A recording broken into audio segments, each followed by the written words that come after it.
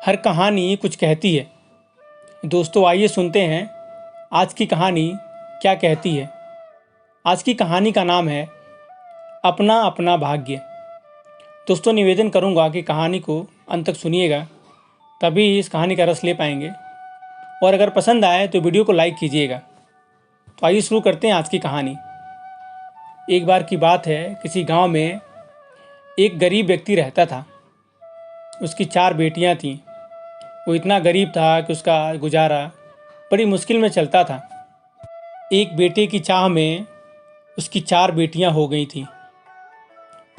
एक दिन उसकी पत्नी को हलवा खाने का मन हुआ। उसने कहा कि थोड़ा सा आटा है और थोड़ा सा घी है, मैं हलवा बनाती हूँ और हम लोग खाएंगे। पर जब ये हमारी चारों बेटियाँ सो जाएंगी तब बनाएंगे, नहीं तो हमको कुछ भी खाने को नहीं मिलेगा। वो ऐसा ही किया।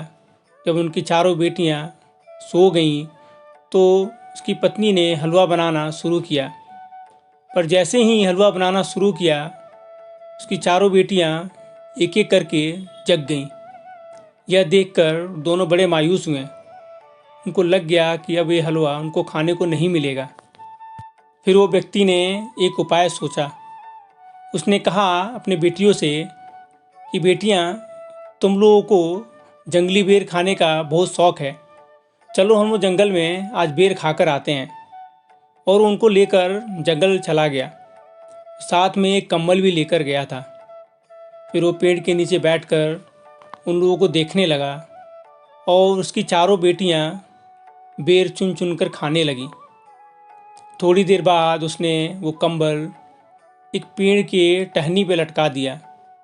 वो दूर से देखने पे ऐसा लगता था कोई आदमी ही बैठा है। कि बेटियां समझती रहीं कि उसके पिताजी वहाँ बैठकर देख रहे हैं, पर उसके पिताजी वहाँ से भाग चुके थे। वो घर आ गया था और अपनी पत्नी के साथ बैठकर आराम से हलवा खाया। वो अपनी बेटी को वहीं छोड़ आया। देखते देखते उनके जीवन के 10 साल बीत गए। उनका घर अब सूना सूना लगने लगा। कि बेटियां थी तो घर में हमेशा चहल पहल होती थी। अब उस व्यक्ति को घर काटने लगा। उसने एक दिन कहा कि नहीं, मैं अपनी बेटियों को ढूंढने जाऊंगा, मैं जंगल जाकर अपनी बेटियों को ढूंढ कर लाऊंगा। और वो जंगल की तरफ निकल गया। जब वो उस पेड़ के पास पहुंचा तो वहाँ देखा कोई भी नहीं है। वहाँ एक बूढ़ा व्यक्ति मिला। उससे उसने अपनी बेटियों के बारे में पूछा। उस बूढ़े व्यक्ति ने कहा कि यहाँ पर तो कोई आसपास में घर नहीं है और यहाँ जंगली जानवर आते हैं। हो ना हो वो जानवर तुम्हारी बेटियों को खा गया होगा, उनका बचना बहुत मुश्किल है। वो व्यक्ति माना नहीं, बोला नहीं, मेरी बेटियाँ जिंदा हैं, मैं उन्हें ढूंढ कर लाऊंगा। वो बूढ़ा व्यक्ति वहाँ से चला गया। थोड़ी देर बाद देखा कि एक राजकुमारी घोड़े पर बैठकर उसकी तरफ आ रही है। वो राजकुमारी से पूछा कि कौन हो आप। तो उस राजकुमारी ने बोला कि मैं इस देश की राजकुमारी हूँ, आप कौन हो। उस व्यक्ति ने अपनी बेटियों के बारे में बताया कि मेरी बेटियाँ यहाँ खो गई हैं, मैं उनको ढूंढ रहा हूँ, मेरी 4 बेटियाँ थीं, और पूरी कहानी सुनाई। फिर उस राजकुमारी ने भी कहा कि मेरी भी कहानी ऐसी ही है। हम 4 बहनें थीं। एक दिन हमारे पिताजी बेर खिलाने के लिए लाए, पर वो हमें वहीं छोड़कर चले गए। हम लोगों ने बहुत रास्ता ढूंढा पर हमें नहीं मिला।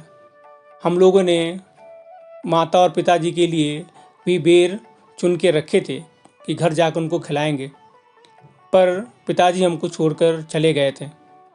फिर कई दिन तक वहीं रहे। एक दिन देश के राजा शिकार करने के लिए आए। उन्होंने हम लोगों को देखा तो अपने घोड़े पर बिठाकर राजमहल ले गए और वहाँ उनके 4 बेटे थे, उनसे हमारी शादी करा दी। तो हमारी कहानी भी आपकी बेटियों के जैसी ही है। मैं आपसे निवेदन करूँगी कि आप हमारे साथ राजमहल चलिए, शायद आपको अपनी बेटियाँ मिल जाएं। वो व्यक्ति तैयार हो गया और घोड़े पर बैठकर राजमहल चला गया। राजमहल जाकर देखा तो 4 बहनें थीं, चारों राजकुमारी थीं।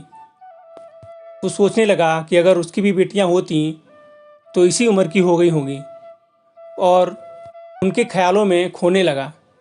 तभी जो सबसे छोटी राजकुमारी थी उसने कहा, पिताजी वो उस दिन वाले हलवे अभी बचे हैं क्या कि ख़त्म हो गए?